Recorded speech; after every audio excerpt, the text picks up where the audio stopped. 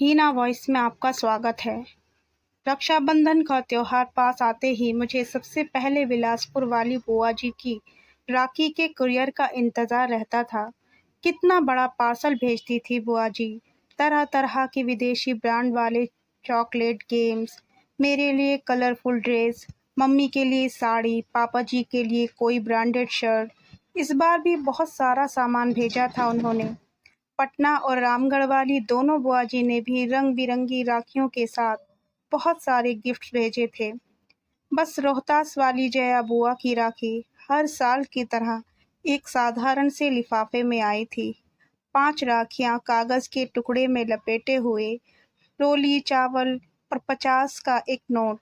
Mummy ने चारों बुआ जी के पैकेट डाइनिंग टेबल पर रख दिए ताकि पापा ऑफिस से लौटकर एक नज़र अपनी बहनों की भेजी राखियां और तोहफे पर देख लें।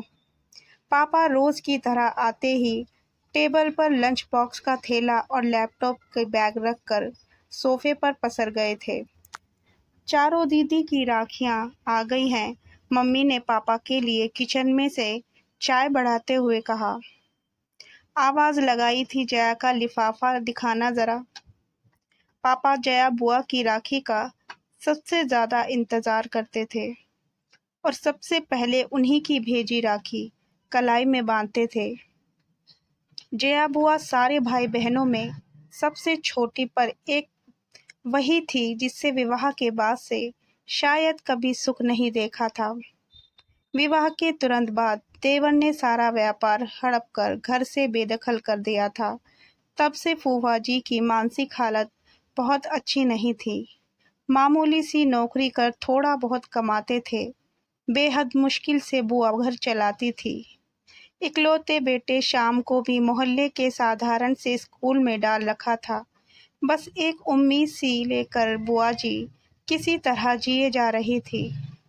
जया बुआ के भेजे लिफाफे को देखकर पापा कुछ सोचने लगे थे। गायत्री, इस बार रक्षाबंधन के दिन हम सब सुबह वाली पैसेंजर ट्रेन से जया के घर रोहतास उसे बगैर बताए जाएंगे। जया दीदी के घर मम्मी तो पापा की बात पर एकदम से चौंक गई थी।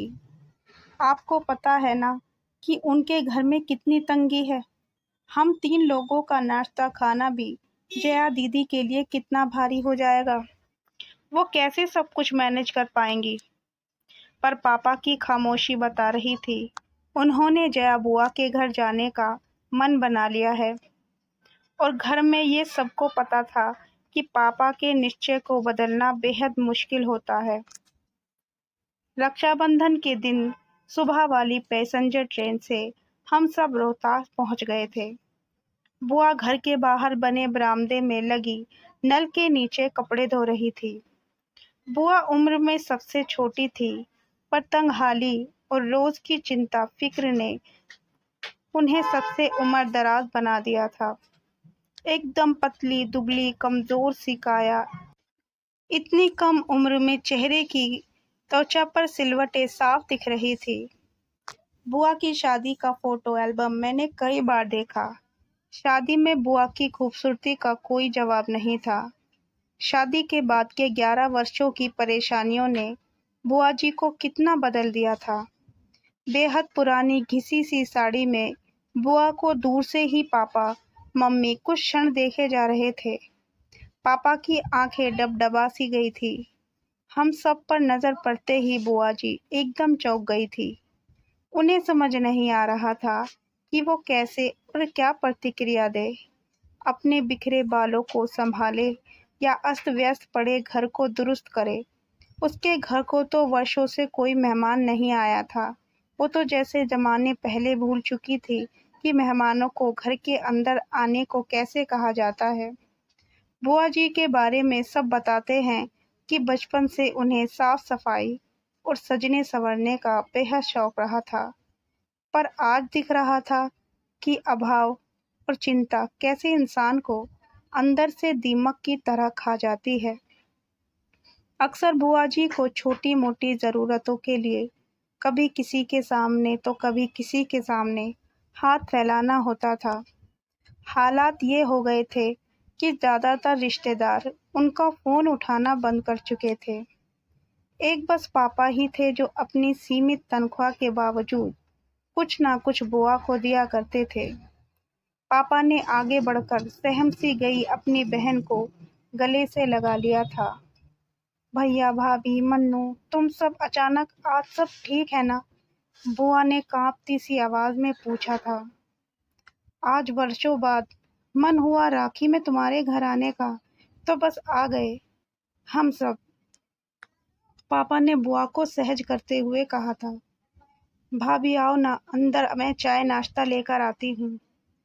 जया बुआ ने मम्मी के हाथों को अपनी ठंडी हथेलियों में लेते हुए कहा था। जया तुम बस बैठो, मेरे पास चाय नाश्ता गायत्री देख लेगी। हम लोग बुआ जी के घर आते समय रास्ते में रुककर बहुत सारी मिठाइयाँ और नमकीन ले गए थे। मम्मी किचन में जाकर सबके लिए प्लेट लगाने लगी थी। उधर बुआ कमरे में पुरानी फटी चादर बिछे पलंग पर अपने भैया के पास बैठी थी। बुआ जी का बेटा श्याम दौड़कर फूफा जी को बुला लाया था।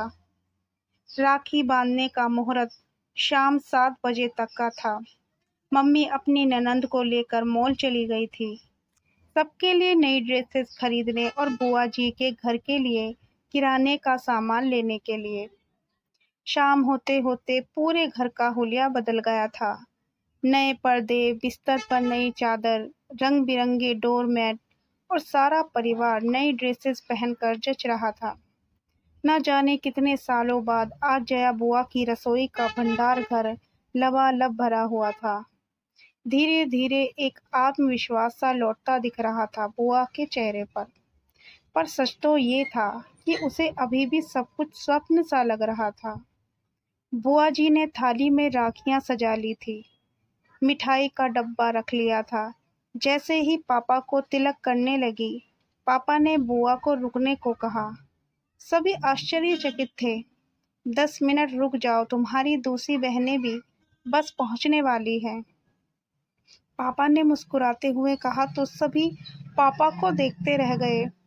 तभी बाहर दरवाजे पर गाड़ियों के हॉर्न की आवाज सुनकर बुआ, मम्मी और फूफा जी दौड़कर बाहर आए तो तीनों बुआ का पूरा परिवार सामने था।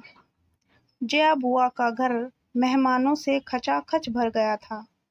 जमशेदपुर वाली नीलम बुआ बताने लगी कि कुछ समय पहले उन्होंने पापा को कहा था कि क्यों ना सब मिलकर चारों धाम की यात्रा पर निकलते हैं। बस पापा ने उसे उस दिन तीनों बहनों को फोन किया कि अब 4 धाम की यात्रा का समय आ गया है। पापा की बात पर तीनों बुआ सहमत थी और सबने तय किया था कि इस बार जया के घर सब जमा होंगे और थोड़े थोड़े पैसे मिलाकर उसकी सहायता करेंगे। जया बुआ तो बस एकटक अपनी बहनों और भाई के परिवार को देखे जा रही थी। कितना बड़ा सरप्राइज दिया था आज सबने उसे। सारी बहनों से वो गले मिलती जा रही थी। सबने पापा को राखी बांधी। ऐसा रक्षाबंधन शायद पहली बार था। सबके लिए रात एक बड़े रेस्तरां में हम सभी ने डिनर किया। फिर गप्पे करते जाने कब काफी रात हो चुकी थी। अभी भी जया बुआ ज्यादा बोल नहीं रही थी। वो तो बस बीच बीच में छलक आते अपने आंसू पोंछ रही थी। बीच आंगन में ही सब चादर बिछाकर लेट गए। जया बुआ पापा से किसी छोटी बच्ची की तरह चिपकी हुई थी, मानो इस प्यार और दुलार का उसे वर्षों से इंतजार था।